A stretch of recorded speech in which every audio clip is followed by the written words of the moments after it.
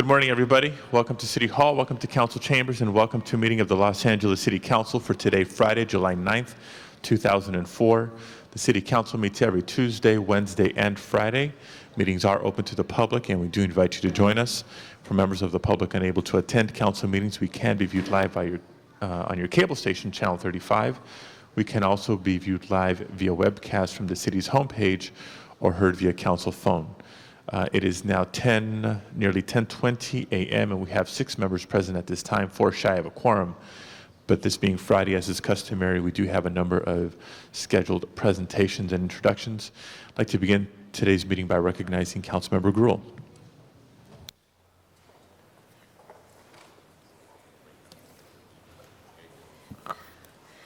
Good morning, colleagues. Thank you so much, and I'd like to call up George Pallas, who many of you know. I've seen everyone go up and say hello to him this morning, and asking him if he was retiring.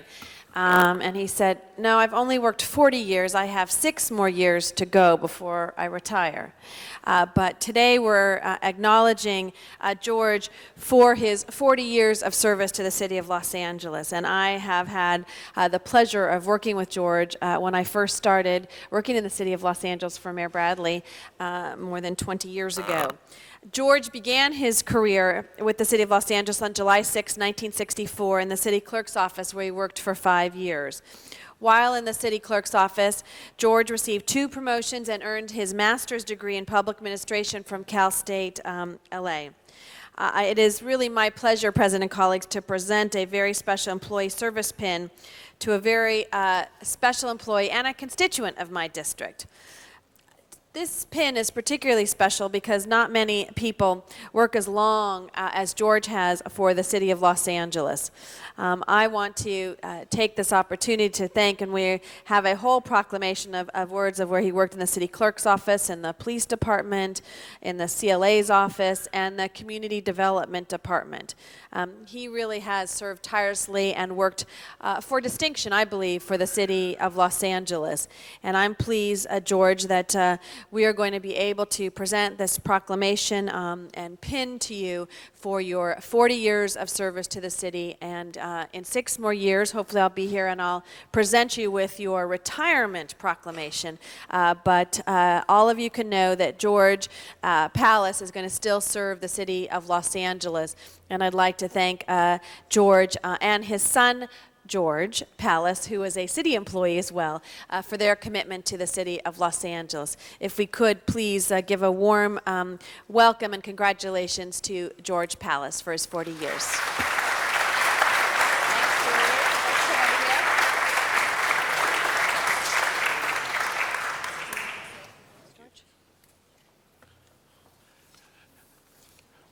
Mr. Council President and council members, Councilwoman Grewal, thank you so much for this honor. I won't say much. I was a very happy employee of yours for 15 years, working in the CLA's office for 15 years. I really enjoyed that. I think that was probably the highlight of my city career, is working for Ron and Ken Spiker in the CLA's office. Working in CDD. And I really appreciate Councilwoman Grewal, who I'm a constituent with. She's a wonderful council member, and I fully appreciate everything that you folks do and your responsibilities, because I have spent time working for you. And thank you again very much, Councilwoman Grewal. Thank you. And we're going to do the ceremonial pin here, pinning. I won't stick you, I promise. Now there's 4 diamonds, it looks like, here. There we go. Thanks, George. Thank you. Thank you, Mr. President. And Tracy, do we have one other item real quick? Okay. Sorry.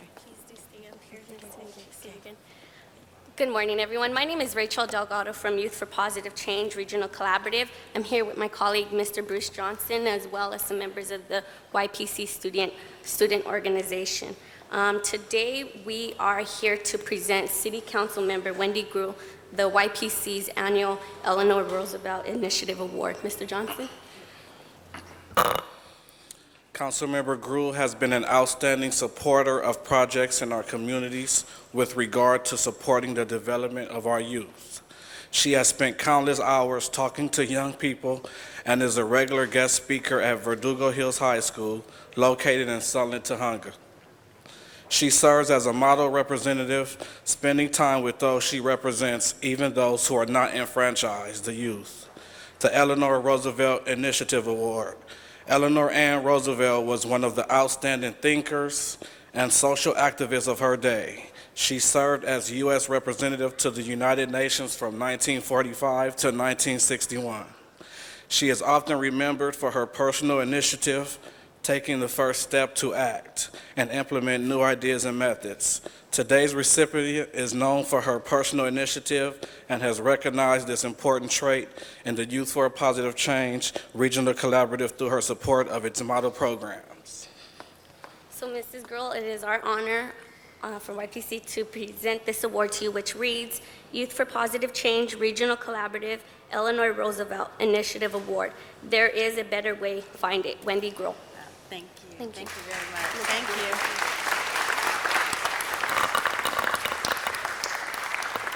Thank you, Mr. President, and thank you, Mr. Cardenas, who let me go first. This was a surprise that they were coming to present me with the award. Normally, it is the other way around in which we're presenting awards, but I wasn't able to be present at their event. The Youth for Positive Change has been a tremendous, I have to say, positive role model for so many young people, and particularly at Verdugo Hills High School, and I just want to say thank you. I will proudly display this in my office and thank all the young people who are making a positive change in our communities. So thank you very much, and thank you, Mr. Padilla, and thank you, Mr. Cardenas, again for letting me go first. Thank you.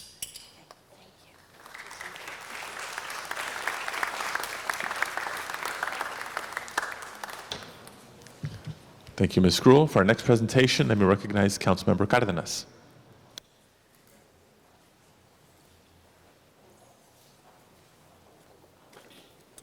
My first presentation, I'd like to ask Sensei Kevin Colton to come up, please. If ever any of you ever have to go through a dark alley, and because we are local government, we do go in and out of alleys to check them out every now and then, you're going to want Sensei Kevin Colton with you as you hear from me in over these few minutes about what he's accomplished for the community here and what he's done through his profession as being a sensei. Sensei Kevin Colton is the chief instructor of Santa Clarita Valley School of Jiu-Jitsu.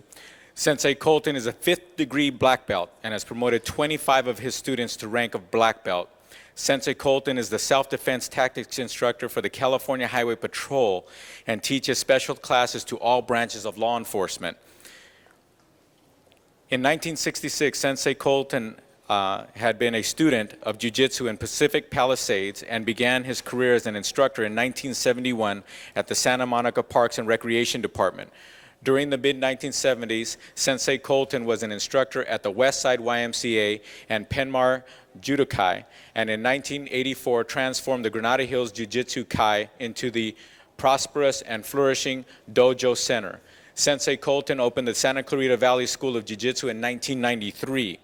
Sensei Colton is a civilian volunteer with the LASD, LA Sheriff's Department, and is a member of the Mounted Police Unit. Sensei Kevin Colton has joined me in providing free self-defense workshops for over 1,000 women here in the Northeast San Fernando Valley, right here in Los Angeles.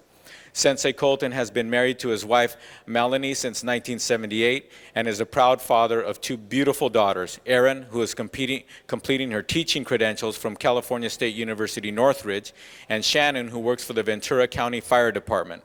I'd like to congratulate Sensei Kevin Colton for your dedication and commitment to martial arts and to the entire community since 1969. Sensei, please come forward.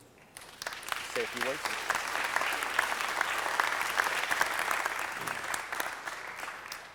When I received the first call from Councilman, and I was doing a seminar for the Highway Patrol, and they were looking for somebody to teach a self-defense class, and whoever you were talking to on the telephone said, hang on, I think I might know somebody, and he stopped the seminar and said, can you talk to Yolanda, and went and talked, and it's been 5 years now, and we get from 100 to 200 women attending these seminars, and they start out with very little knowledge. And by the end of the seminar, they're tossing my students around, getting out of techniques, grabs, holds, defending themselves, and also becoming more aware of their surroundings through what we discuss. So it's a pleasure doing this for you. We'll keep on doing it as long as you want to have me there. Congratulations, and thank you very much. You're very welcome. You mind taking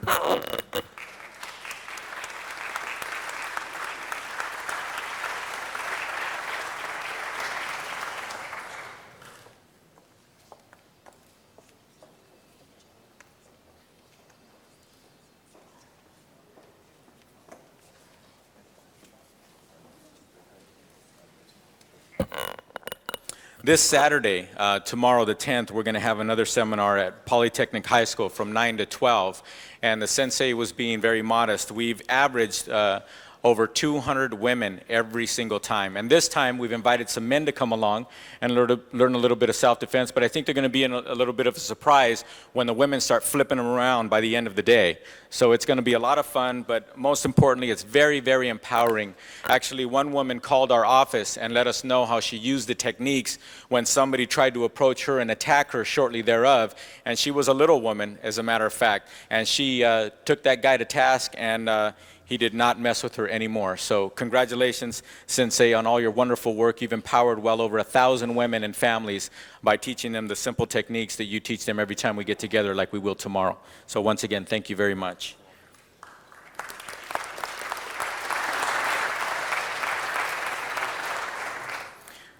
Thank you very much. My next organization, I'd like to bring them up. Please come up.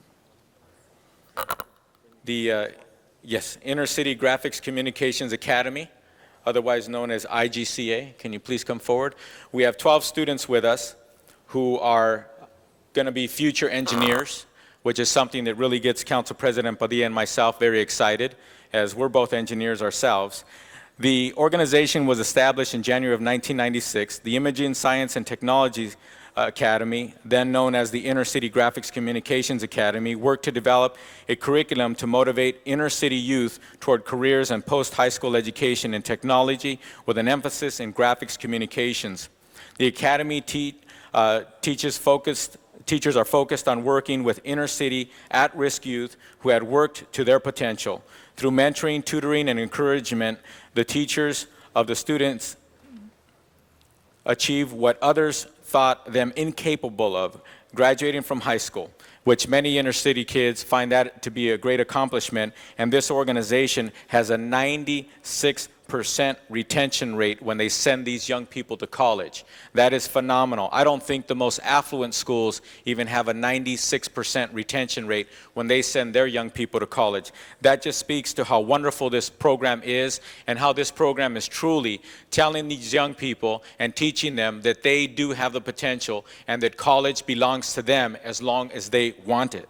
And this is something that's very important, and that's why I thought it'd be fitting that we recognize them here in this City Council of Los Angeles for the wonderful work that they're doing for the young people of Los Angeles. And I'd like the organization director, John, to please come forward.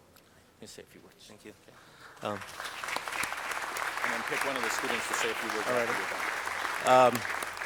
Thank you, council members. I went to school with Ed Reyes. We both went to Sacred Heart Elementary School.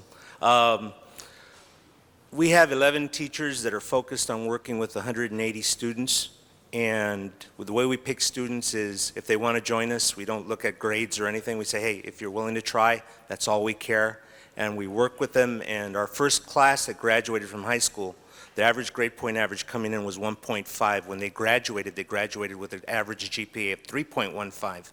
Next year, those students will be graduating from college. And from students the last 5 years, those that have graduated, we have a 96% retention rate. And I'm going to let Yolanda, our astronaut, have a few words. You're up. Say a few words. Tell us why you're in the program. Tell us why you like it or don't like it.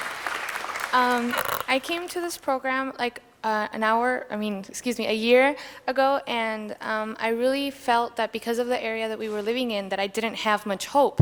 And I was going to transfer out and go to a private school. Then I met Mr. Santos, and he told me about his program, and I decided to stay. And Right now I'm in a college early entry program, and we're taking some classes on technology, and today we leave for the Coast Guard Academy for their summer AIM program, me along with 4 other students, and yeah, it's really great. Thank you. Thank you very much, Yolanda. Mr. Cardenas, I believe Mr. Reyes wants to add a few words. I'm going through a little shock here. It's great to see you. You know, when you grow up with folks from grammar school, and you grow up in the neighborhoods that we grew up in Lincoln Heights, we run into people that tell you, when they ask you, what do you want to do? You say, you want to go to college. Well, you can. You're not supposed to. You're supposed to be working at a factory or at a garage, and nothing wrong with labor, believe me. But when you have aspirations, to see you here today with these great young people, I just want to congratulate you and your program, and it's an inspiration, and it's great to see you again, and it's fantastic to look at the accomplishments of all the students here, and Mr. Carlos for bringing them over here, because we do need those points of inspiration, and that's what each one of you are. Thank you very much. Thank you, Mr. Reyes. I was inspired to have the students come before you and be recognized, and the program to be recognized, when just about a month ago I was touched to know that a friend of mine, a fellow engineering student from UC Santa Barbara, where I got my degree, he was actually being honored that night because he is now the 5th Latino astronaut in the entire history of this country to become an astronaut. And they were celebrating that for him, and I was introduced to the program, and I thought, you know what, I think it's appropriate that we have this forum and that we recognize this program, because Yolanda, you will be an astronaut. As long as you want to, you will be an astronaut. And congratulations for your fine words and your inspiration. Let's take a picture.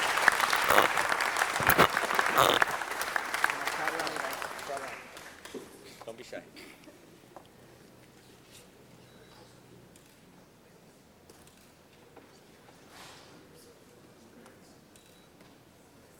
One more.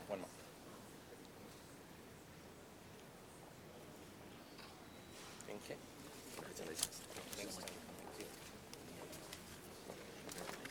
Keep it up. You'll make it.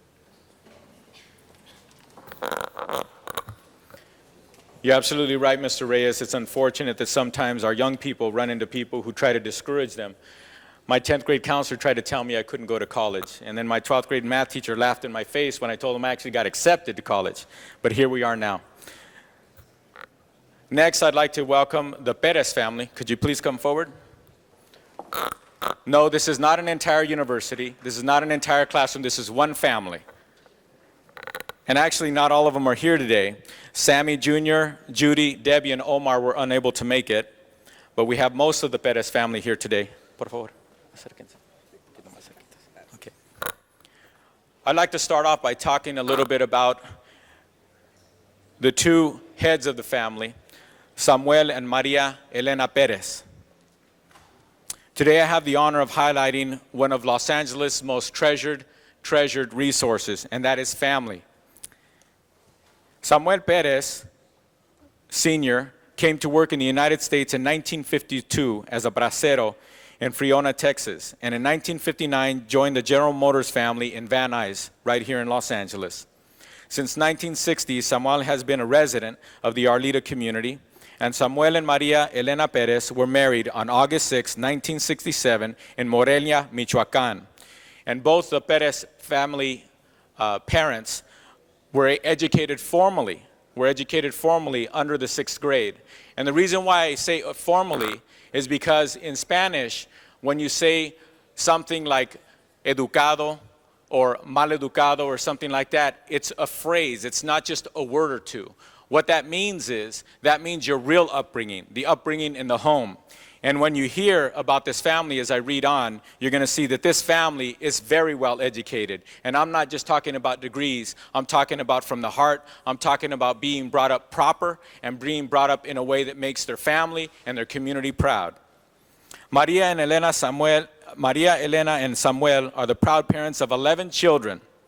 And they are Agar, Samuel Jr., Isai, Judith, Samira, Dalila, Deborah, Omar, Esau, Dinah, and Maria Elena, who's the youngest, and they have 6 grandchildren, and I'm sure more are on the way. Whereas all 11 of Maria and Samuel's children have received a minimum of a bachelor's degree. For example, 3 of them graduated from the University of California, from Cal State University Northridge. I was getting ahead of myself.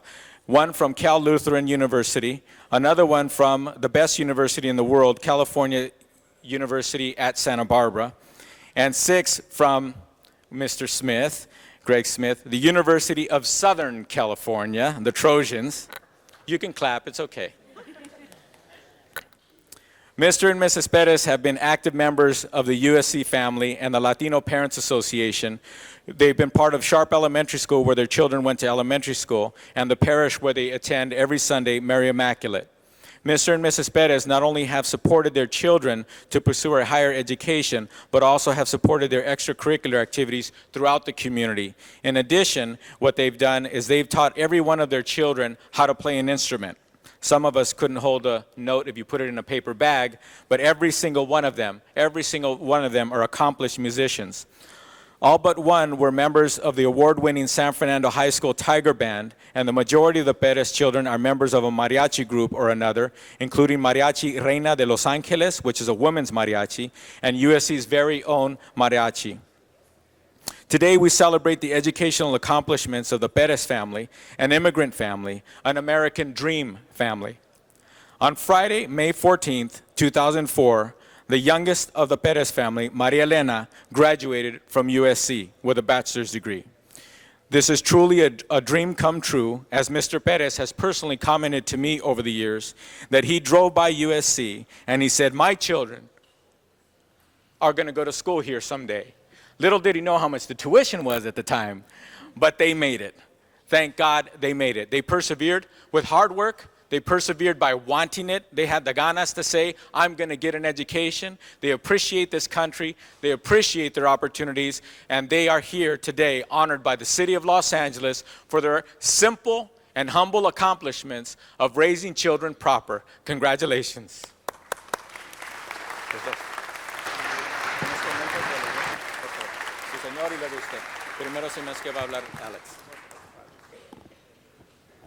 Mr. Chair. Mr. Padilla. Thank you, Mr. Cardenas, for bringing the Perez family in for this much deserved recognition.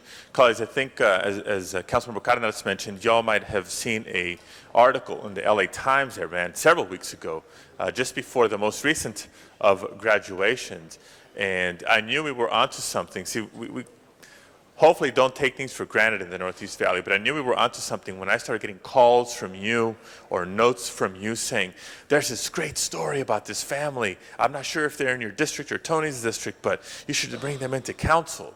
And I was just beaming with pride because I had a chance to share with some of you that, yeah, I know who they are. They're actually my friends. There's probably not somebody who grew up in Arleta or Pacoima or Sylmar or San Fernando or anywhere in the Northeast Valley that didn't go to school with one of them. I didn't, I'm too old. Well, yours is another family like that, but that's a couple years ago. I'm good friends with Isai. Certainly know Dalila. We were co-workers at one point in time, and Judith isn't here, but she was in my classes in high school. Colleagues, this is the story of the American dream. I think Mr. Cardenas puts it very simply and very humbly and very modestly in the magnitude and significance of their achievement.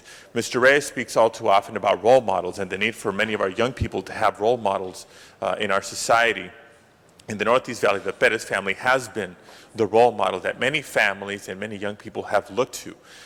No excuses. Life is tough. No excuses. We're not the wealthiest around. No excuses. It takes a lot of hard work to achieve your dreams in this society, but here is not an individual, not just a parent, but a whole family, and a big family at that has demonstrated that with persistence, with hard work, with determination, with playing by the rules, you can achieve the American dream. So it is not a small accomplishment. It may be simple, but by no means is it easy. And so I thank the Perez family. I congratulate them, but I thank them for having set that example, having proven that it is possible, and for everything that they've done for me in my life, both as a younger student, as a friend of the family, as an elected official, and otherwise. From the parents all the way down, I want to say thank you to all of you and congratulations. Thank you, Mr. Padilla.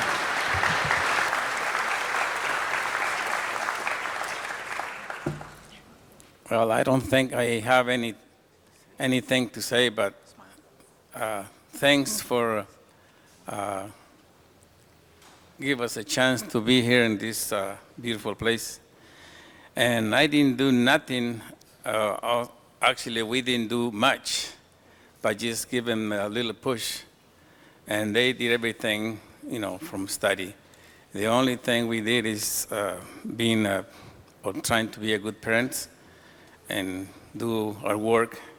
And I think they did their homework. So to me, I think they just did everything. That they are the ones who deserve the credit. Thank you.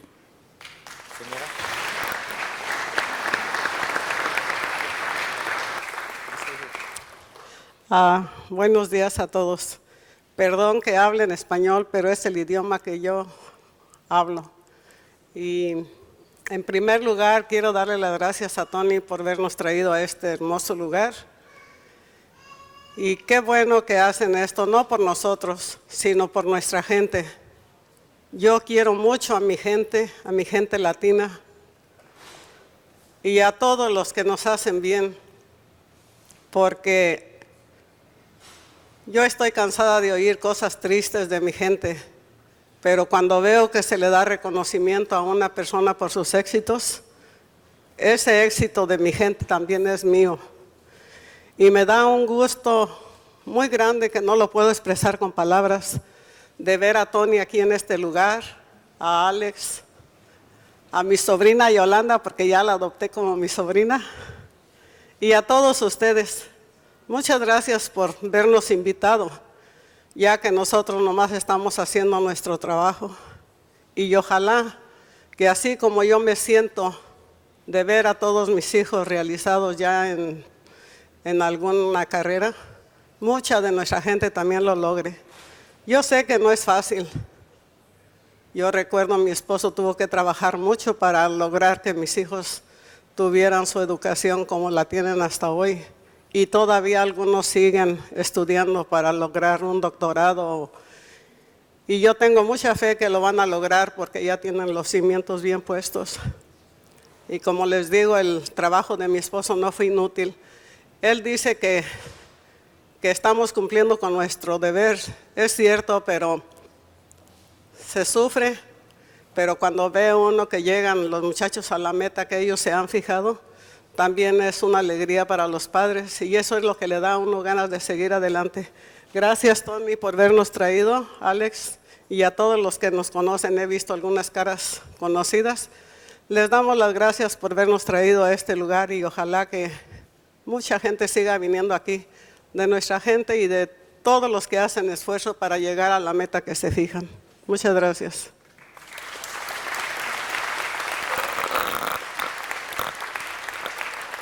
I'm going to ask one of the Perez sons or daughters to please share a few words and express their appreciation for what their parents have done.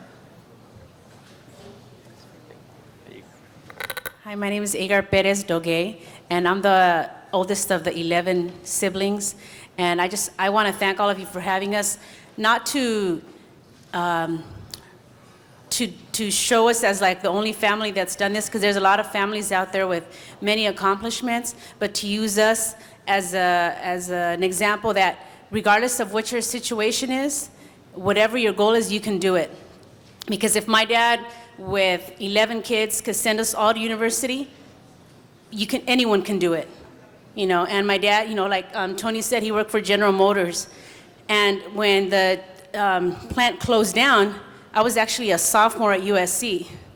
And I said, you know what, Dad? I'll just transfer to CSUN, and because we can't afford to be here. He said, no, you worked hard to come here. We're gonna make it happen. And I'm thankful that he said that, because the rest of my siblings did the same.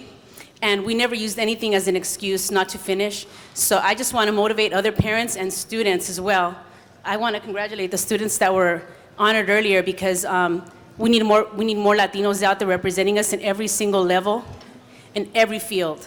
So I'm thankful that we have the parents that we do have, and I would love for anyone that feels like they need a little push, you can talk to my parents or my siblings, and whatever we can do to help you, we're here. A humble family from Pacoima. We're just very thankful. Thank you very much.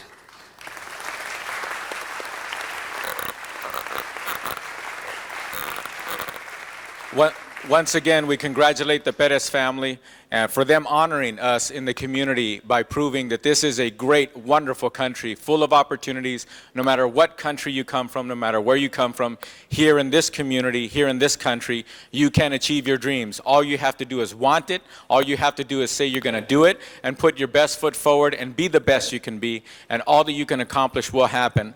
And I want to make sure that the young people who see this, you truly do believe that this is a real story. This is a dream come true, and it can and will happen for you. Congratulations to the Perez family. Felicidades y gracias. Thank you. Vamos a pasar aquí atrás. Thank you very much, Mr. Cardenas. I know you have other presentations. We have a bare quorum that has just come in, so with your permission, we're going to run through just the agenda real quickly. Mr. Clerk, if you'll please call the roll. Cardenas, Garcetti, Gruel, Han, Labange, Ludlow, Miskowski, Parks, Perry, Reyes, Smith, Vidagosa, Weislein, Padilla. 10 members present and a quorum, Mr. President. Okay, first order of business. Approval of the minutes. Mr. Weiss moves and Ms. Gruel seconds. Commendatory resolutions for approval. Okay, Ms. Miskowski moves, Mr. Park seconds. On the regular agenda, items 1 through 4 are street lighting district items. Notice for public hearing. Council should continue hearings and ordinances to August 3rd. Okay, that is now opened, and we will continue that till August 3rd. Items 5 through 10 are items for which public hearings have been held. There is a technical amendment that has been submitted to have LAPD report back to the Public Safety Committee on the reduction in enforcement between motor officers in comparison and contrast with field officers, and to also have LAPD report back on their strategy to reverse the current 11% decline and $7 million shortfall that this caused due to the 2003 enforcement. Okay, Mr. Parks, that covers you? Okay. If there's no objection to that, we'll include that. If we can open any specials, colleagues. If not, let's open the roll on, Mr. Parks? Yeah, the special on number 9. We were going to get some information back that wasn't available in committee regarding what the role of building and safety and housing as it related to dealing with inspections of those type facilities, and I don't know if somebody is here today to give us that. Okay, I think, talking with Mr. Padilla, any specials we're going to try to continue just because of the bare quorum. Why don't we just continue that till Tuesday and make a special request for building and Is that okay safety with and housing you, Mr. Parks? to be here to respond to that. Well, let's continue without objection, then number 9 until Tuesday. And take up the balance of the items, please. Please open the roll, Madam Clerk. Please close the roll and tabulate the vote. 10 ayes. Those items are approved. Next items, please. Items 11 and 12 are items for which public hearings have not been held. 10 votes are required for consideration. Okay, we have 2 public speaker cards, the same person on both of those. I'd like to call forward Ms. Sylvia Lynn Hawkins on items 11 and 12. Ms. Hawkins, public comment period, please. Pardon me, can I speak on number 11 and 12 for 4 or 5 minutes, please? We'll have 3 minutes for the 2 of them together. Okay, could you Thank put it up, please? Sure.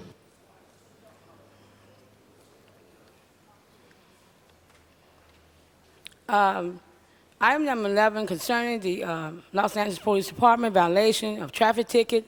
I believe that money must not only go to each city or state, but back to each district council to distribute among most needed areas. Our criminal and justice system, our juvenile hall, our treatment of school hall abuse. First, then, this cause goes to juvenile hall tension of wrong behavior from principals and teachers to the treatment at schools. After having no example from staff for the school students to follow them to become in order or good behavior class students. The cause of teachers would have to change a growing number of unchanged behavior from the teachers and principal training for their own household or their belief did not work for years. I believe that our teachers and our staff need an 8-month rest period until they get their act together. Again, the behavior and the duty of the staff and the teacher, lifestyle after class, and the speed of the teachers is out of order. And students can't keep up. And they are not low or slow learning students. Teachers don't have time in their schedule for the student to complete their semester assignment. Our books in schools for each semester is too large for the student to complete each semester. It is too much that we must complete. Not that we're slow. It is the teachers that are going too fast. They do not have time for the students. We do not care whatever is their lifestyle or what they are doing after class. Again, we're asking, what is the problem concerning the teachers and the principals? It's not that our students is making F's and they are making D's. We must give a rest period to our students and teachers that we come in order. We cannot follow the teachers and the staff if the teachers are not following the students. And their complaint against the teachers and the principal is going too fast. Why are we rushing through school? 2-year education is enough. 4-year education with a BA, okay, why are we rushing? Must be completed before you are 21. Okay, Ms. There's Hawkins. no rest period. Again, I know the time, Eric, I have 15 minutes. Don't interrupt. We've got, these items before us are a property lying southerly of Satakoy Street in CD3. If you could address that. The one Okay, before I that have- is about community policing. Okay. We'll give you an extra few seconds, but if you could keep it on the items that are before us. Thank you. Okay, I have number 12, if I can complete that.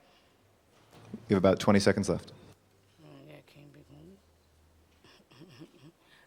Okay, I can't complete this in 10 seconds. It's only one paragraph. Go ahead. It's only one paragraph. 10 seconds is not enough time. So can you give me 1 minute? Thank you, Ms. Hawkins. Your time has expired. Thank you very much. Appreciate it. Okay. Colleagues, if we can, anybody wishing to be heard on 11 and 12? If not, please open the roll. Please close the roll and tabulate the vote. 10 ayes. Thank you. Those are both approved. Next items? Is that That would conclude the items, Mr. President. okay? Let us return to presentations. I believe we now have before us Ms. Miskowski. You have a presentation? I'd like to recognize Ms. Miskowski.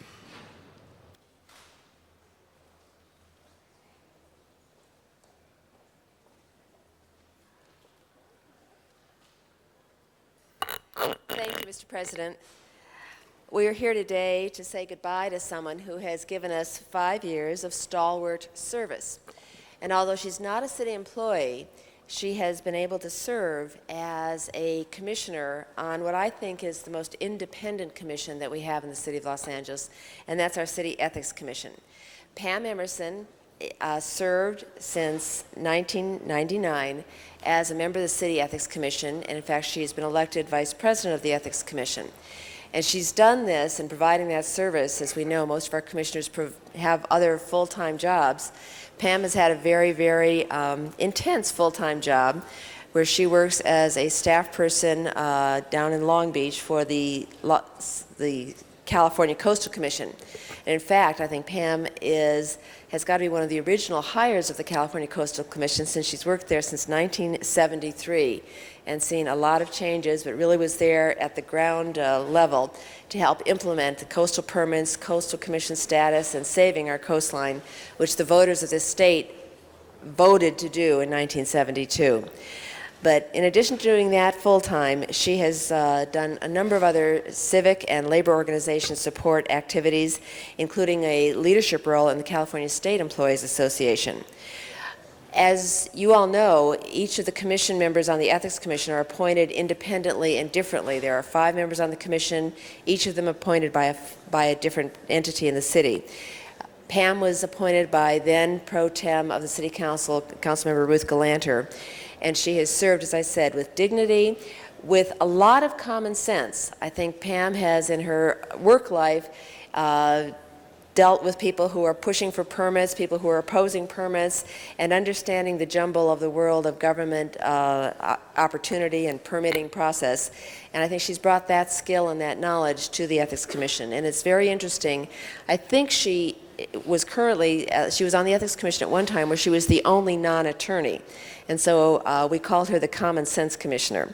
And I'm very, very pleased. It's one of those things on the commission where you have a 5-year term and then that's it. So all council members have signed this resolution to thank Pam and congratulate her, commending her for the outstanding service that she provided as she is now concluding her service on the City Ethics Commission. And it's, I think, particularly interesting that all members of the council have signed this, along with Mayor Hahn, because as you all know, the Ethics Commission is probably the one commission that can hold us accountable. And many elected officials have gone onto the hot seat on the other side of the Ethics Commission, being held in their regard in terms of providing judgment on whether or not we have conducted ourselves well in our campaign activities. So Pam, I'm really pleased that all council members and the mayor have signed this, and as well as the city attorney and the city controller. So all electeds together in the city of Los Angeles say congratulations and thank you to for your service on the Ethics Commission. Thank you very much. I want to thank you for allowing me to serve. I want to thank you for wading your way through the complex recommendations that came to you from the Ethics Commission. And I want to thank you in advance for following those complicated new rules. Thank you. Thank you.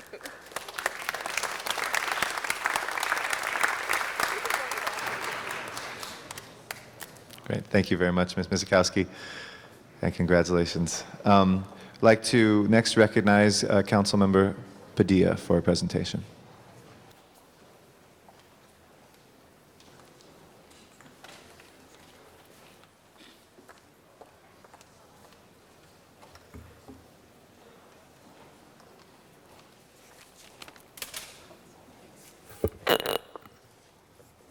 Thank you, Mr. Chair.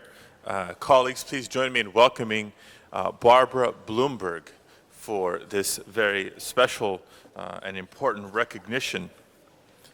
And I know there's some fans and supporters here.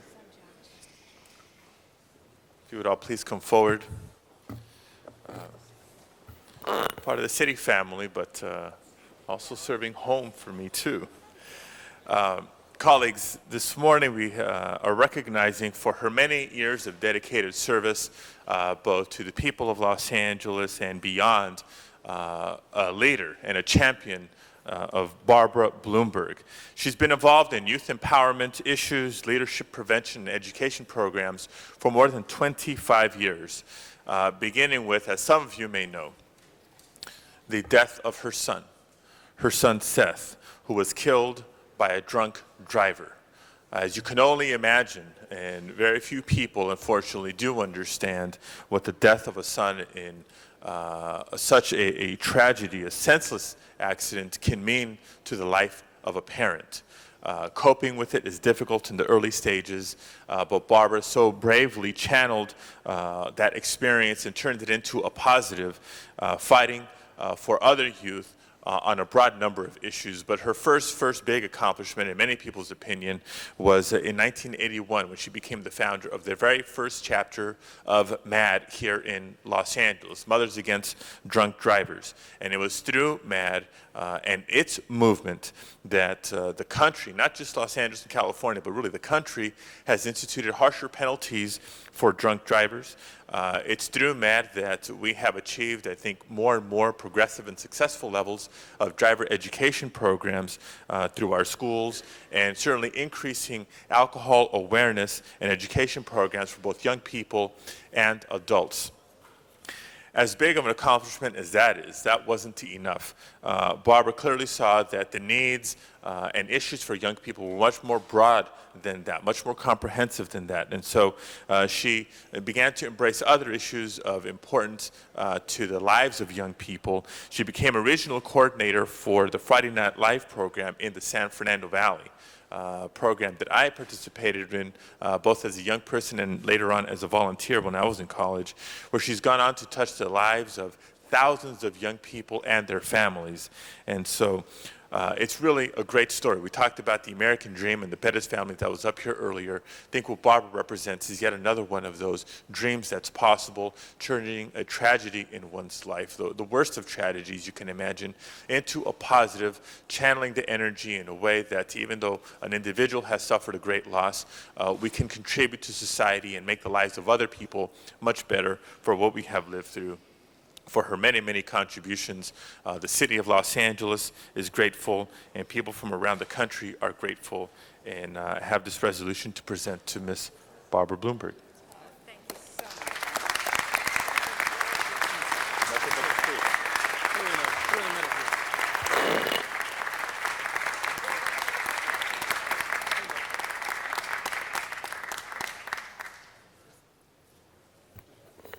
Before Barbara gets her opportunity to offer a brief rebuttal to those wonderful remarks, I just want to join Mr. Padilla in thanking Barbara for everything that she's done for all of us. I came into contact with you recently when we were working on these smoking issues. Barbara has been instrumental in the fight against smoking in so many ways, but in particular I see some of my buddies here from the fight against smoking on our beaches in Southern California. And Barbara was there with us every step of the way, and thanks in no small measure to what Barbara did, this issue, which started off as a little parochial, regional Southern California issue, is a statewide issue now already. It's going to become a national and an international issue in the years to come, and you have that to feel very proud of as well, Barbara. Thank you.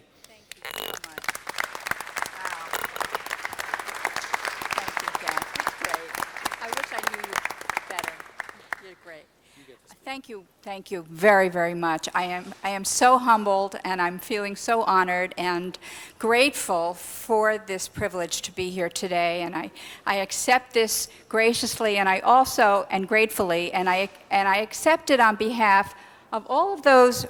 These are the true heroes. I mean, we have been in the trenches for many, many years. Every single person behind me here today has been working on prevention, alcohol, tobacco, other drugs, gang violence, you name it. Every single person here, and I am truly grateful to have known every single one of them. My son Josh even took off the morning from work to be here today. But it has been a remarkable journey and an incredible, incredible experience, from grief to joy to great accomplishment and success, knowing Alex, knowing Jack, knowing Dennis Zine. I'm sorry, Dennis isn't here. Cindy Misikowski, all of you have been so instrumental in so much progress in the city and helping us and supporting us on these issues and these ordinances, the billboards and the illegal sales to minors, et cetera, and smoke-free beaches, and you name it. They're all here. So thank you very much. I really, really appreciate it. Thank you, Alex.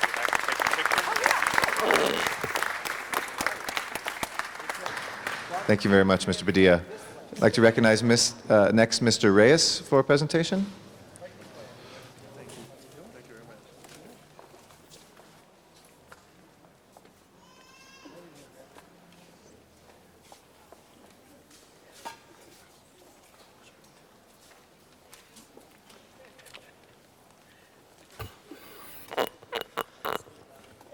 Good morning, colleagues. Buenos dias.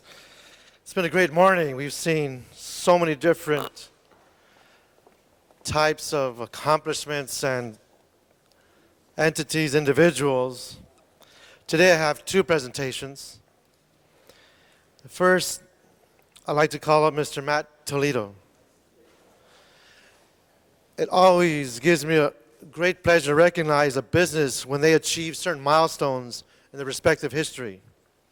Well, today we have a very special business that we are honoring. In fact, they are in the business of talking about our business community.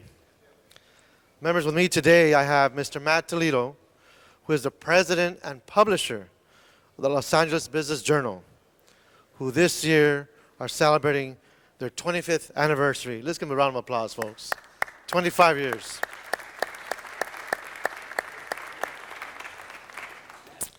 The Los Angeles Business Journal is an award-winning publication that prints top company lists, breaking stories, big deals, business advice, and executive profiles. It prints news and information that helps people understand and succeed in the local business environment. They print stories that include details that business people really need to have, and they're covered in a manner that educates. And for me, that's especially important when we're talking about planning issues and zoning issues Usually when I speak to the reporters, I don't have to break everything down ad nauseum. They understand the lingo.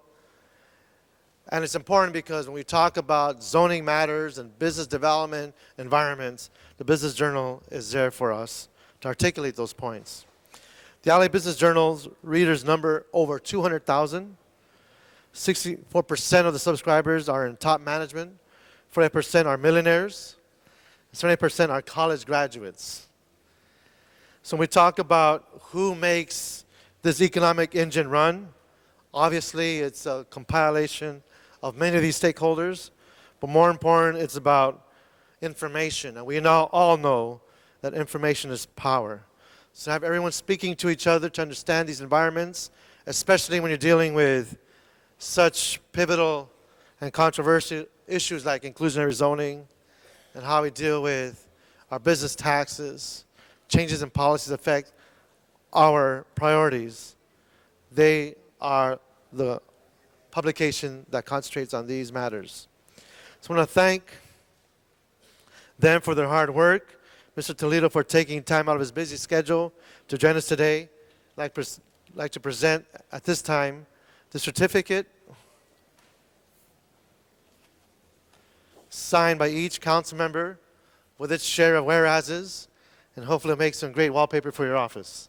Mr. Toledo. Thank you very much. We'd like to recognize Councilmember Gruhl for some comments as well. Thank you. While you're taking the picture, I would like to just stand and acknowledge Matt and the Business Journal. It is an incredible publication. And for those of you that have not read the 25-year edition that had so many priorities and challenges and really, I think, a very succinct roadmap for so many of us on what we need to do to encourage the business community. And the Business Journal is something that everyone around this horseshoe reads and talks about, and it is I think a publication not only for the whole city, but we also have our San Fernando Valley Business Journal, which again is a great publication, but also I think 2 weeks ago, acknowledges small businesses and outlines their success, and I think is not only for elected officials an important document, but one in which businesses across the city should subscribe to. I'll say that again, businesses should subscribe to your wonderful publication. But particularly Matt Toledo has been more than just this publisher. Matt has been a community activist and someone who cared about the city. And that doesn't always happen. And so it is no coincidence that your publication has done so well because it has someone like you at the helm who believes in the city, believes in being civic-minded. And I think that is really important. And I'm glad that Ed Reyes took the leadership to acknowledge you today and the Business Journal. And we look forward to many, many, many, many more years in which you will be some days praising us, some days chiding us, and pushing us a little bit to make sure that we address really critical business issues here in Los Angeles. So special thanks to you, Matt. Thank you, Councilmember. Thank you very much, Council President, Council Member Reyes, in particular, Councilman Gruhl. I appreciate your comments and recognition very much, and I'm very humbled this morning because of all the recognition you're giving to other very deserving members of the community. I'm so inspired by all of the acknowledgments that you've made this morning.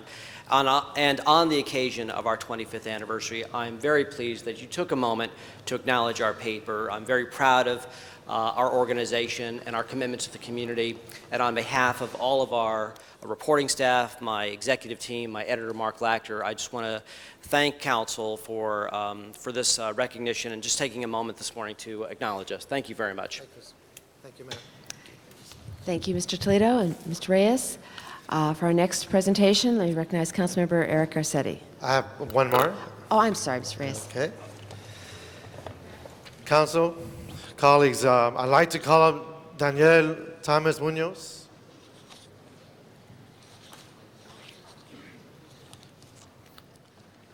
Mr. Munoz is from the original suburbs. He was born in an area that we affectionately call Dogtown, which is the area between the river and the cornfield, Elysian Park. He was raised in Elysian Valley and Echo Park. He attended local schools and graduated from Belmont High, a Sentinel.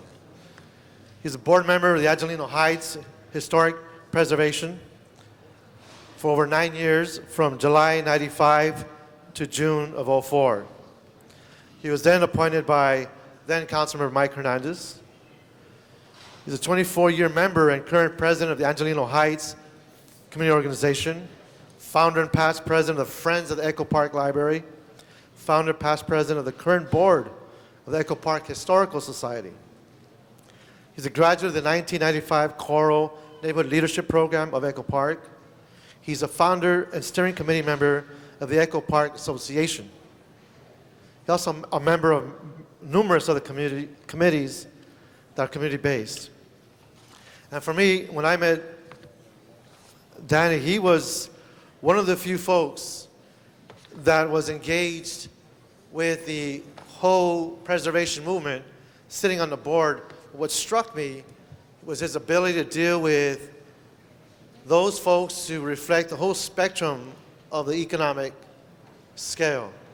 When folks who were living on subsistence, who were barely getting by, but who wanted to improve their homes because it was cold, and insulate their houses, to replace those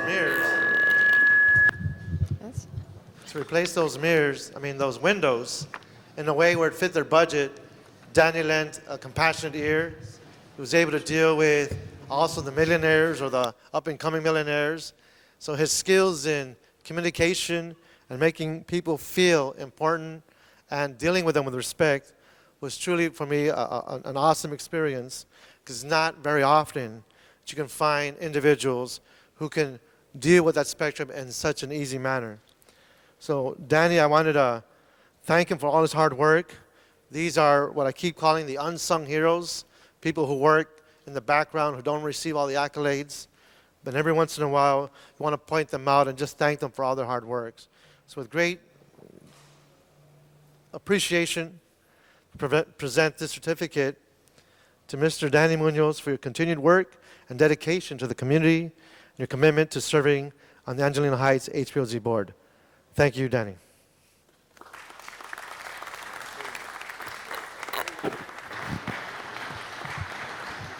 Did you get to say when Amanda will fight? Yes.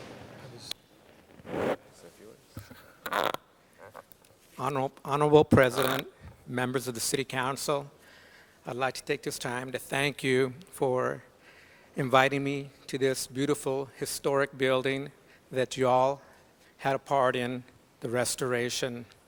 As you could see, it's different than so many other buildings that do not have the historic character like this building does. So I'd like to thank you for that.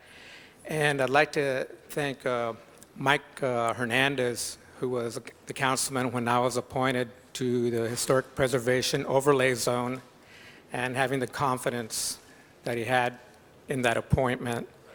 And for Ed Reyes to continue my second appointment.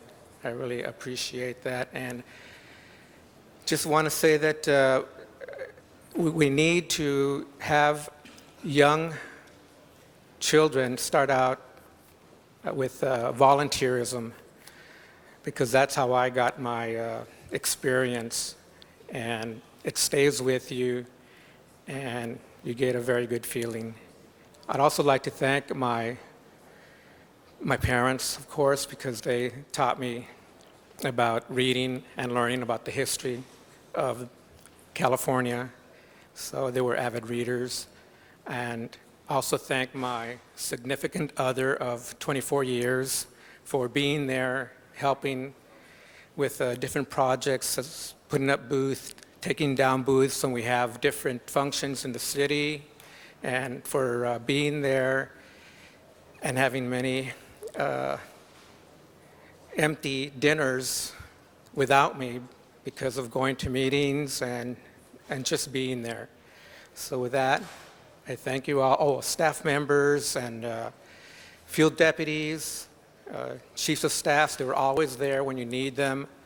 So they're the ones that are the conduit to the council person and the community, and for all their help, they're always there.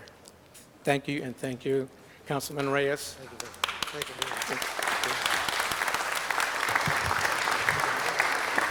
Thank you. Thank you, Mr. Reyes. Now let me recognize Councilmember Eric Garcetti.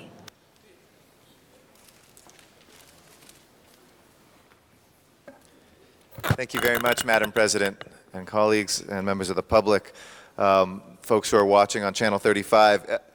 One of the tough duties we do here is to say goodbye to people who have been of service to this city, people who have, we try to put down in these beautiful resolutions the summary of their careers, and yet it can only begin to capture in these words here the impact that they've had on our community around us.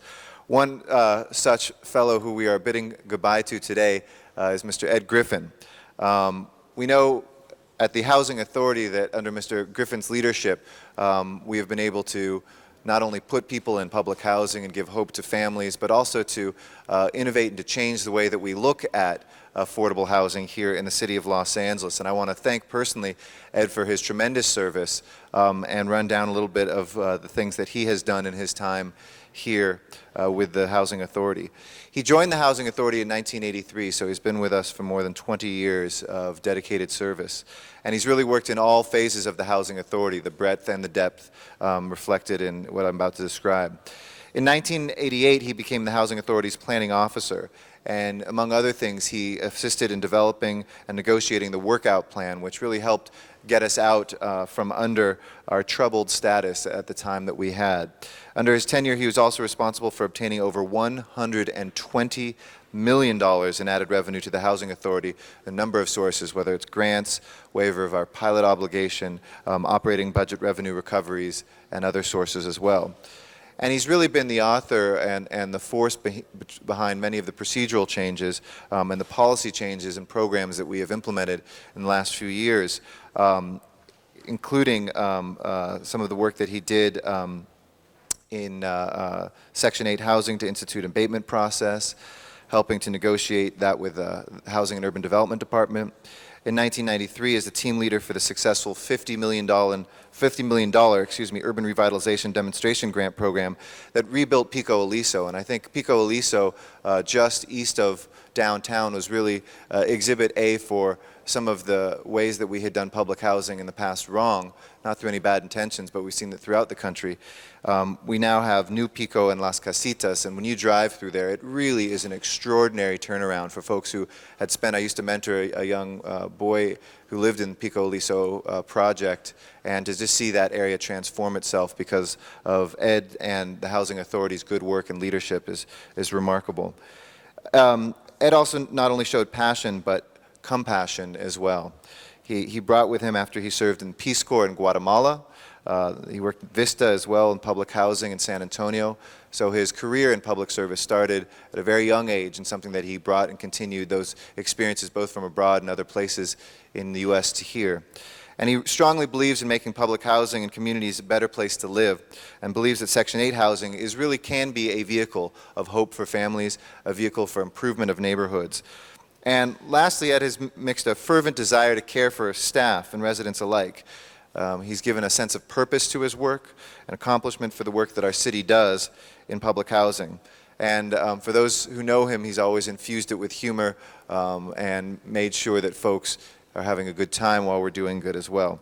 So on behalf of the city, and Ed is joined by his two sons here today, I know on behalf of so many public housing tenants, members of the board, former members of the board as well. We want to thank you, Ed, for your great service over these years. We want to present this to you today from myself and Mr. Padilla and Mr. Reyes, this resolution that we hope will bring back fond memories of the time that you spent here with us. We'll miss you certainly in committee, and we'll miss you around here, but I know that you will be in close communication if we should need you. So congratulations. Please join me in thanking Ed Griffin. Thank you. And let me recognize Councilmember Gruhl. Thank you, Mr. Garcetti. And Ed, I know I privately told you a few minutes ago that you can know as you retire that you have really made a difference in people's lives here in the city of Los Angeles. I learned a lot about public housing from you at a young age. You were someone who worked night and day, no matter what the issue was, that you thought outside the box. As you said to me earlier, you were, in your heart, a Peace Corps member and one who has taken that philosophy of helping people to the nth degree, and have really been a wonderful public servant to the city of Los Angeles. And I'm proud to have you as a city employee of all these years, and also to call you a friend for all that you've done, and just to say thank you. And thank you to your sons who have shared you with us during many times you probably were working late and on weekends. But you're just a very special person to all of us around this horseshoe, and want to say a special thank you to you. Thank you. Thank you very, very kindly. Thank you very much.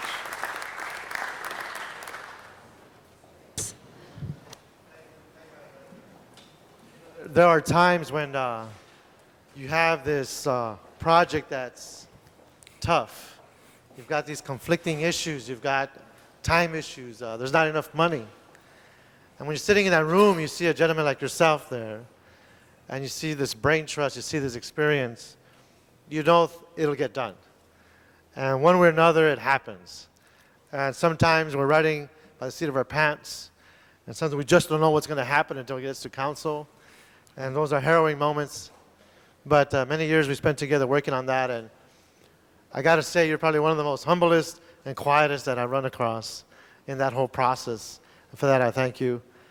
Not only because of the way you approached it, but because we actually got it done. And for your family, you should know, you don't take your work home.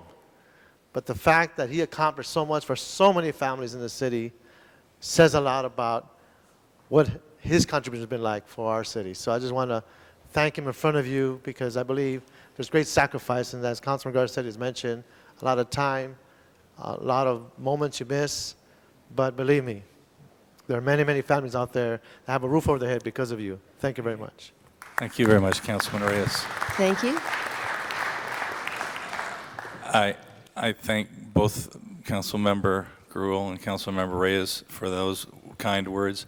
And I really appreciate Councilmember Eric Garcetti and Bishu on his staff for allowing me this moment. The Housing Authority, I've worked closely with the executive office since the mid-'80s, and while it's about 21 years, sometimes it seems like that to the second power, because there's no shortage of challenges in public housing.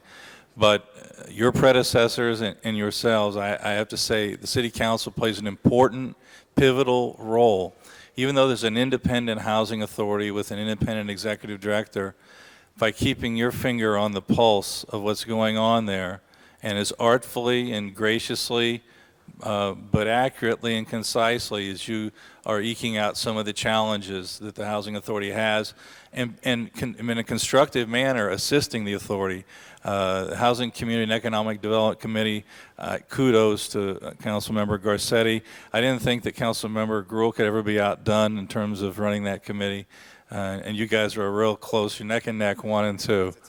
It's a tie. We'll call it a tie.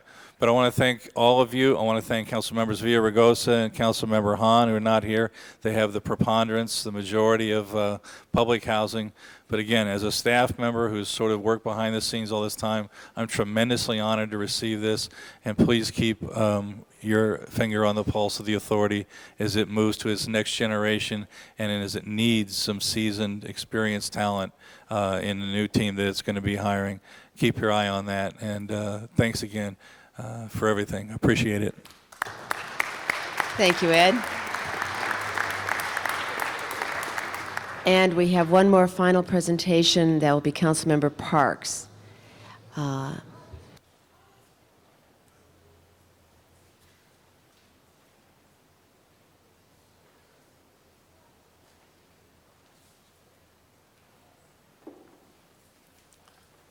Thank you, Madam Chair. I'd like to ask my power unit of the Water and Power to come up. Also, like to ask Frank Salas and Henry Martinez to come up. And we'd like to also have Martin Ludlow participate in this. What we've asked today, and the reason that we've asked these large group of city employees to be here, is that on March 19th of this year, the City of LA encountered a massive power outage that impacted both the 8th and the 10th district. It was indicated that power was was blown out, and that it completely power lost from Santa Monica Freeway down to Stocker and about 15 blocks east and west of Crenshaw Boulevard. That we asked that Water and Power bring a sample of the 114 city employees that took over 3 days to restore that power, and that they used approximately 2,400 person hours. They've used approximately 750 some odd vehicle and equipment hours. They also pulled in resources from Northridge, Palms, Van Nuys to be used, and it took them 3 days to restore that power to the city of Los Angeles. The residents of Leimert Park, the residents of Baldwin Hills, the residents of as far north as Jefferson Park, also Baldwin Vista, were impacted. And I, during that period of time, had an opportunity to see a number of these city employees on Crenshaw Boulevard and the surrounding areas working 24 hours a day to bring power back. And we often don't realize how important our city employees are because we're so used to things running well. But to see them come together and to bring back power to a large segment of the 8th and 10th District, we just felt that they should not go unacknowledged. And so today we've added all 114 names on the Certificate of Appreciation, and we'll ask Mr. Martinez to come up and speak in behalf. Thank you very much.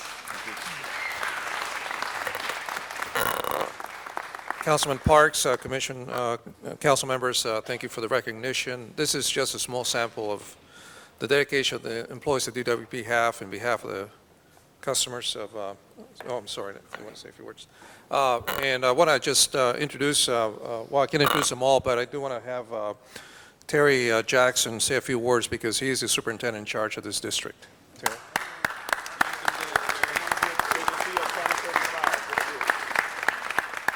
Thank you, Mr. Parks, and your time, City Council, for this. So much work is done, and these gentlemen here behind you, and they only represent a sampling of the people that worked out on this job, did it in a safe and did it in a professional manner. Each one of these people provide a valuable role in power distribution, whether it's the installation of the cable, whether it's the splicing, whether it's the coordination between the switching of the high voltage lines. Without these people, our power distribution system couldn't exist the way it does today. Each and every one of them deserves the admiration of us, the supervisors, for doing a job well done, and especially in these situations where they're called upon to come away from their families, to cancel vacations and appointments so that they can keep the power to the people of the city of Los Angeles. So again, my hat's off to these people, and they did an excellent job. Thank you. Thank you. Thank you, Councilmember Parks, for inviting me to participate in this, and also thank you for the kind words that you said about our employees. For anybody that wanted to figure out what does it feel like to be a halfback on a football team, this is it right here. This is what I feel like. This is the front line right here, and takes me back a few years. The other side of that is Councilmember Parks may have been trying to demonstrate how short I am, but anyway, that was. We on this council debated at one point. We had a pretty significant presentation about the issue of localized disasters and how it happens so frequently in Los Angeles. We're a big city, and we sometimes, the media focuses a lot on the major disasters that capture the eyes of an entire city or a nation.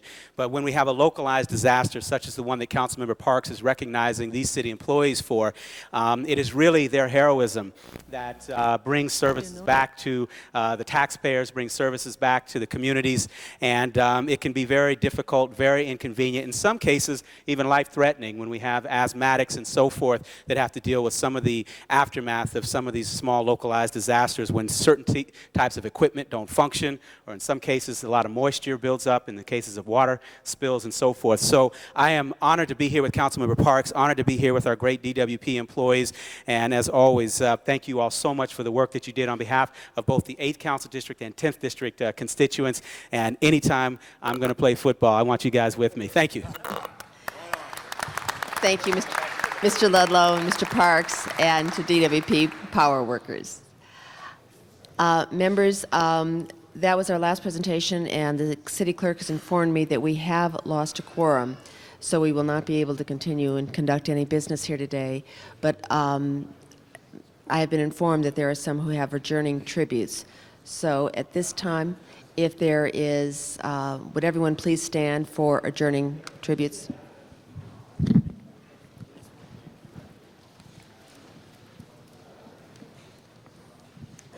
Okay, Mr. Reyes, we're standing for adjourning tributes. Did we already pass announcements? We lost a quorum, so we are now just dealing with, I think everything on the agenda was acted on before when we had the quorum. Let Can I me make one recognize Mr., pardon me? Can I make one announcement? Yes. Before we adjourn. Tomorrow, this weekend, is going to be the Echo Park Lotus Festival. And both Eric and I have a great tradition. Our first year out, I beat him in the boat race. Second year out, he trained for, I think, 3 months right before it. And he beat me the second time. And he beat me last year, too. So tomorrow we have another reunion. And it's an exciting event. I'd like to wager a bet that the loser will end up sweeping a park in our district. And I will ask him to sweep MacArthur Park. And I'll gladly sweep Echo Park should I be on the other end. So this will be a nice event. It's very spirited and very fun. So coming out to Echo Park Lotus Festival. Ms. Gruhl.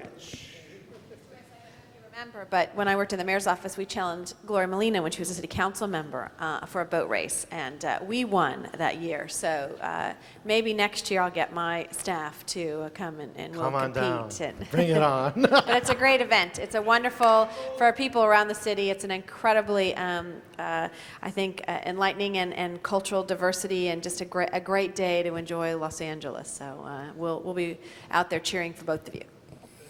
Thank you. Now it is time for adjourning tributes. Let me recognize, we don't have a quorum, so we don't take public comments when we don't have the quorum here. Mr. Weiss. Thank you. Thank you. Ms. Green, I have an adjourning motion, and some people who are relatives are in the audience.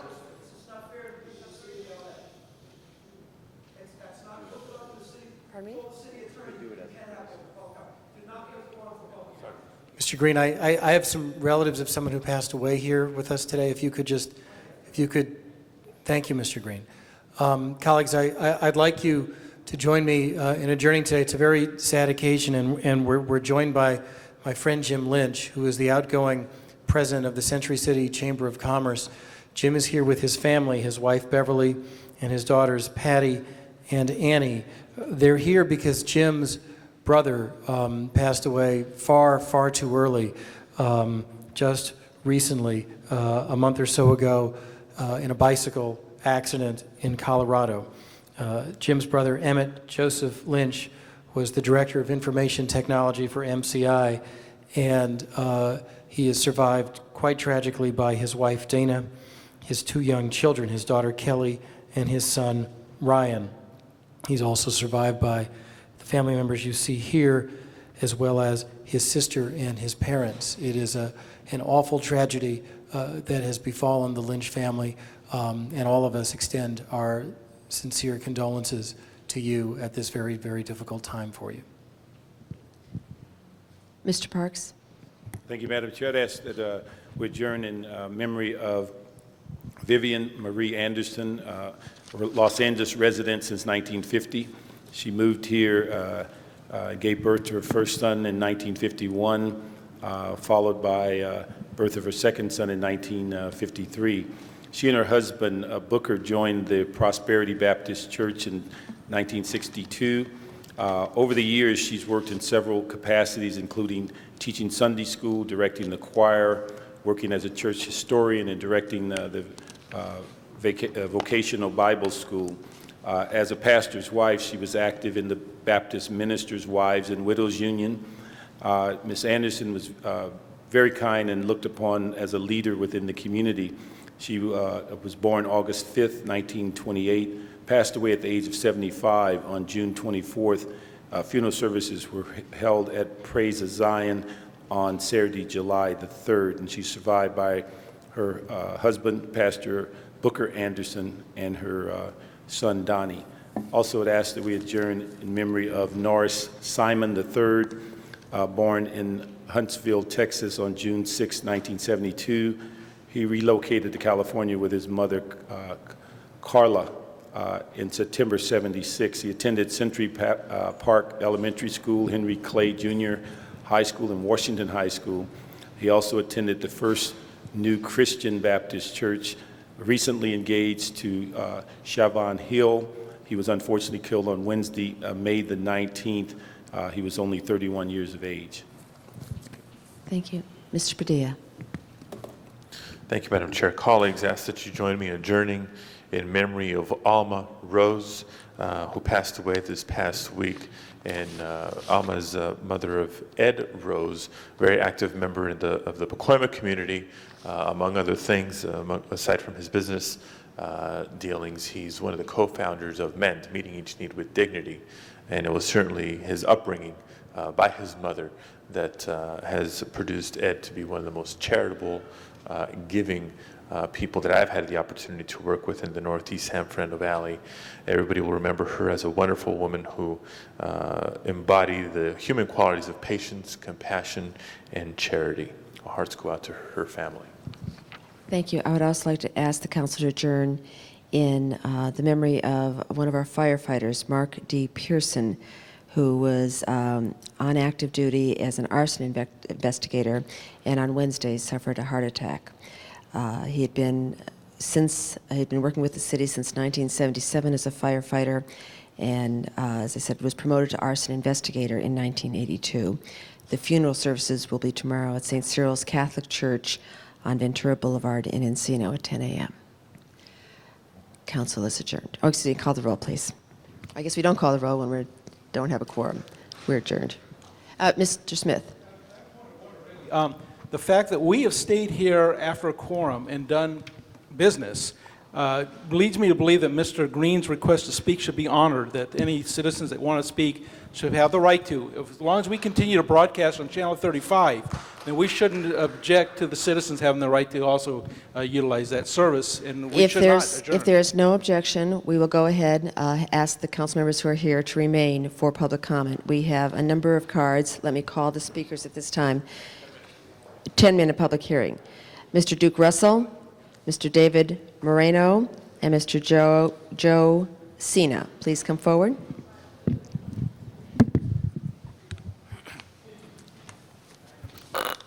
Thank you. Madam President, members of the City Council, good morning. My name is Duke Russell. I am the new president of the Hollywood High School Alumni Association. We have raised thousands of dollars over the years for graduates to go to college.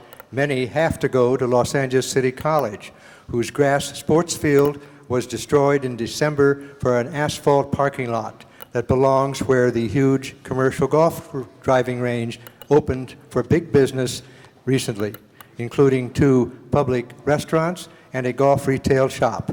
Now a new crisis at LACC is upon us. 2 weeks ago, I told you I had heard that the beautiful stadium would be demolished soon. Now I have proof. Here is a letter from LACC. Dear Mr. Russell, as your recent telephone request for information, LACC Stadium demolition is slated for late summer, early fall. Sincerely, Fred Pagonski, Executive Assistant to the President. I am guessing that it will be August the 1st. Now we have need for you to help save this stadium for this city. The reasons are as follows: graduations, cultural celebrations, physical education classes, future teacher coaching training, college, high school, and youth football, soccer, softball, and track and field programs. Also for adults, police and firefighters workouts, and for returning veterans who have risked their lives for all of us and wish to return to participate in sports again at LACC. Mr. Russell, could I ask you to wrap up? We have a number of other speakers in 10 minutes. Well, in the past 2 weeks, I've spoken before the Board of Trustees, as has my good friend Dave Marino, a great Hollywood youth sports volunteer coach at Hollywood High and American Legion Baseball.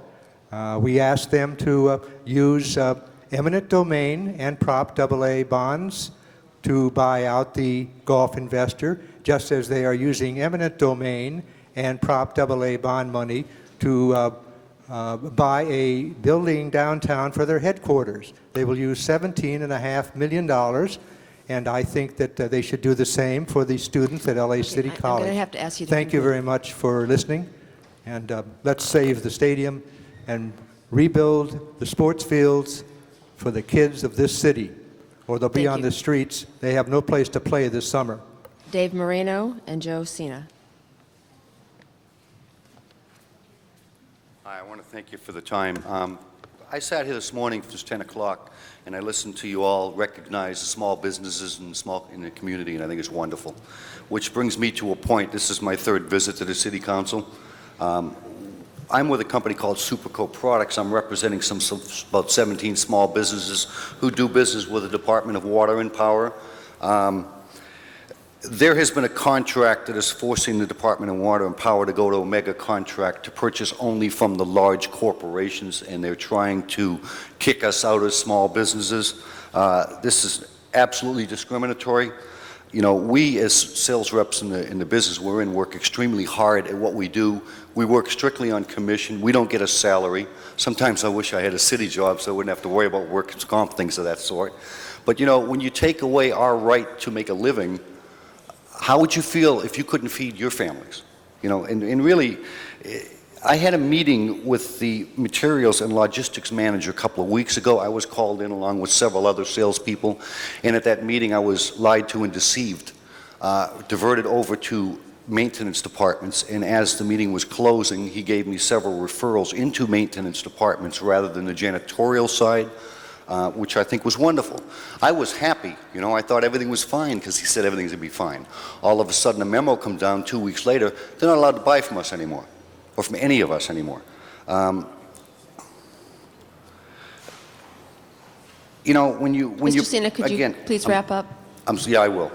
In closing, you know what I'd like to see, if you people don't mind? I would really like to see some sort of an internal investigation as to why the department is forcing their department heads to buy only from the mega contract and kick us out as small businesses. Thanks for your time. I appreciate it. Thank you.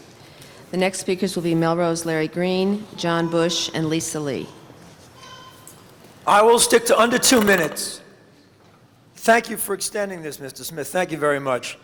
I heard all the congratulations for all the honors, but I want to talk about, everybody's talking about how the president before Bush was such a great president, Bill Clinton. Well, I want to talk about the mayor before Jim Hahn. His name was Dick Riordan, and I'm here to defend Dick Riordan. The nonsense in the media about Dick Riordan's inappropriate comments are nothing more than nonsense. But here are a few other politicians that said things. Bill Bratton called Najee Ali a nitwit on CNN. Hillary Clinton said, hey, how about Mahatma Gandhi worked in a gas station? She didn't have to resign. Al Sharpton and Jesse Jackson called New York Hymietown. Farrakhan called the Jews a gutter religion. Nobody called for their resignation from the NAACP. Now listen to me carefully.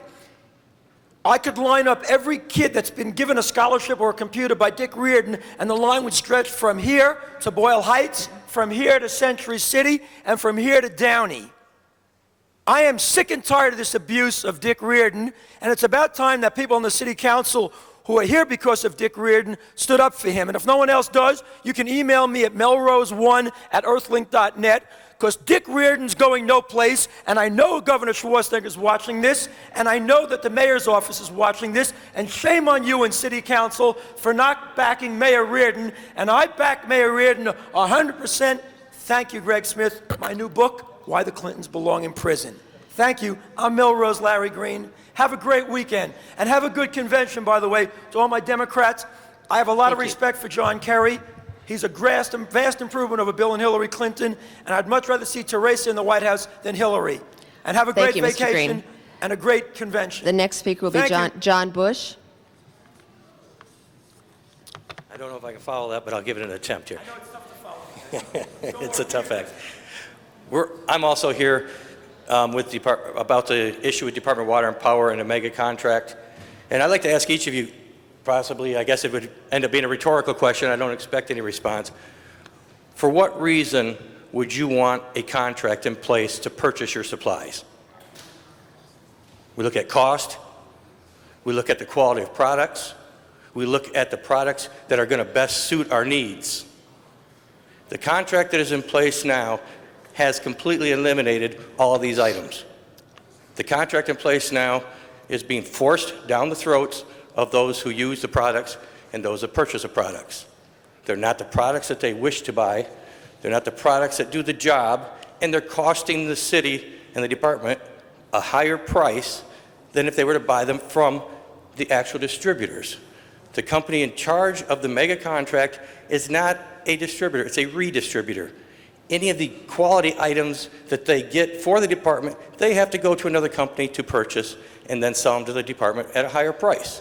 It's being forced down the throat of each of the users to take different products, lower quality, and higher price, and not getting the job done. We just gave credit to the Department of Water and Power for a great job that they did with the blackouts.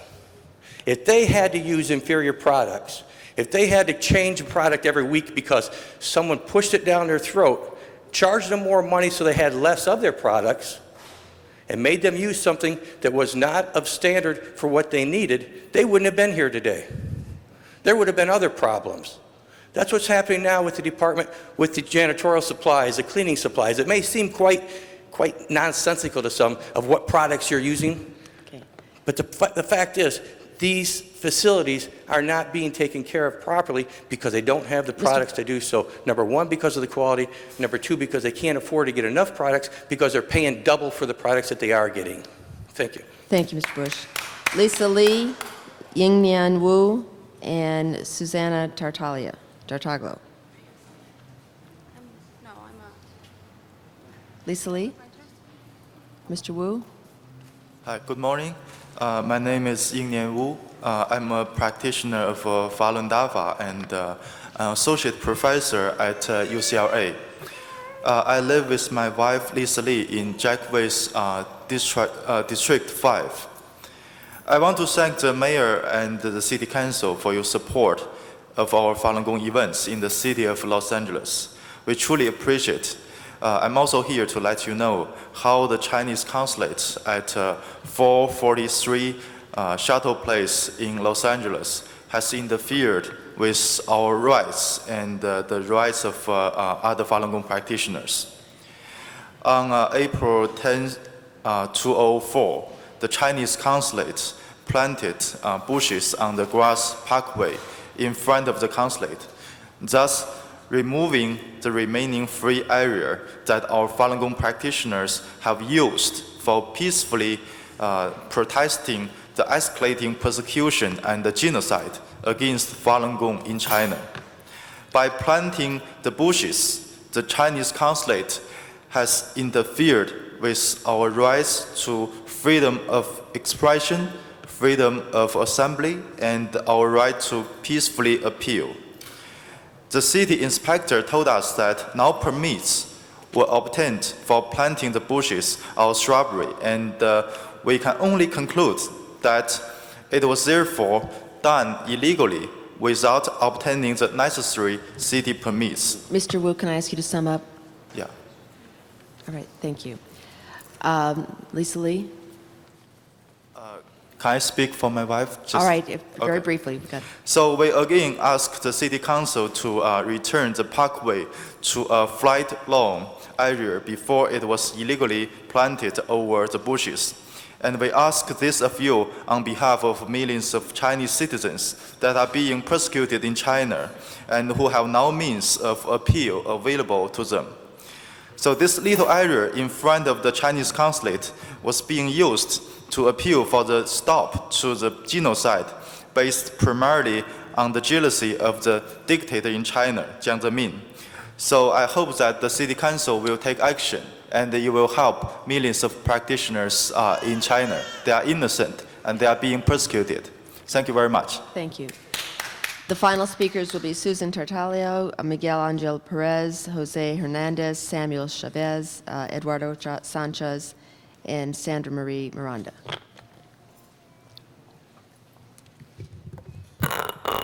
First of all, I want to thank the council members for this opportunity of time. Just want to give a little history of who I am. I've been a city employee since May 1980. I've been a custodian supervisor for the last 8 years. I do currently work for DWP, and getting back into the contract, I was actually appointed to be on the PRIMA, and we worked on this contract for 2 years. And when we're trying to figure out all the specs on this contract, one of the things we were concerned about as a committee, that there would be some side effects to this contract. And right now, currently, what is going on, there are the side effects to this contract. One of them being is that this contract has actually created very unfair pricing. If I go directly to the source, I can pay $28, but now if I use the PRIMA, I got to pay $65. I don't think it's fair to the end user. I am the end user. We have other city employees that have the same concern and issues with this PRIMA and this contract and the side effects it's really creating.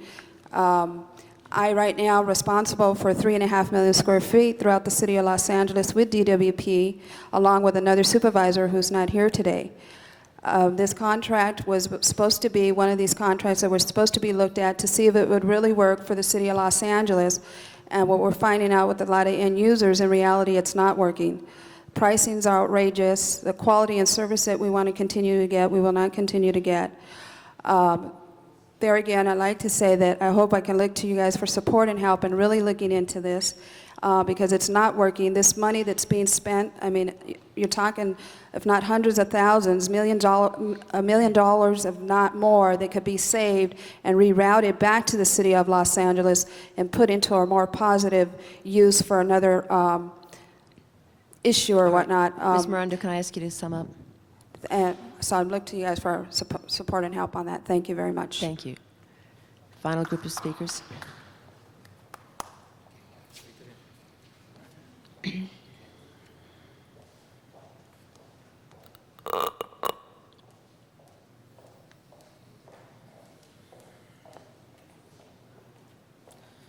Buenos días, apreciables miembros del concilio. Mi nombre es José Jesús García Hernández y estoy aquí hoy para hacer ver cosa que creo que no es extraña a ustedes, puesto que ya saben nuestra lucha para mantener el jardín en 41 y Alameda. Good morning, dear honorable members of the City Council. My name is Jose Garcia Hernandez, and I'm here to talk to you about an issue that I know it's not unfamiliar to you. It's about a garden that's located on 41st and Alameda. Ustedes han visto que nosotros, a la medida de nuestras posibilidades y agarrándonos, vamos a decir, hasta con las uñas de cualquier resquicio, por no decir hasta con los dientes, hemos tratado de mantener este lugar y han visto nuestra lucha a lo que nosotros hemos podido. We have seen our great efforts, and we're going to stay and remain with our great efforts in this fight and this struggle. We're going to hold on by our nails, if not by our teeth, to say the least, that we're going to continue fighting to maintain this place through our efforts, and we're here, and we'll continue doing it. Por eso, ¿por qué no se unen ustedes a nosotros? Y así podemos hacer las cosas más fácil, porque ustedes saben más que nosotros, conocen más dónde buscar lo que ocupamos para mantener ese lugar, no solo para nosotros, sino para todos. That's why I ask you, why don't you join us and work with us together to be able to find the resources? You know more than we do on the ways to be able to keep and maintain this place open. Join us, and things will become much easier, and we'll get done better. Thank you. Ese lugar proporciona una gran ayuda en la economía familiar, no solo para nosotros, sino para toda la gente que nos visita. Entonces yo creo que es algo bueno y me agradaría mucho que ustedes se comprometieran, pero de veras, a estar con nosotros, qué sé yo, esto sería más fácil y nos ayudaría a poder lograr lo que nosotros estamos buscando con la ayuda de ustedes. This place provides a lot of help that's needed, not only to the families, but also to the people that in that community that visit the area. All right. So if you join us and help us and support us, then we'll be able to maintain this place open for everybody. Thank you. That concludes public hearing today. Just one more announcement. This Sunday, 41st in Alameda, Farmers Market, you will also see democracy in action. As you saw today, we're able to speak. Everybody's invited. Thank you. Thank you. That concludes the public comment period, and we are now adjourned.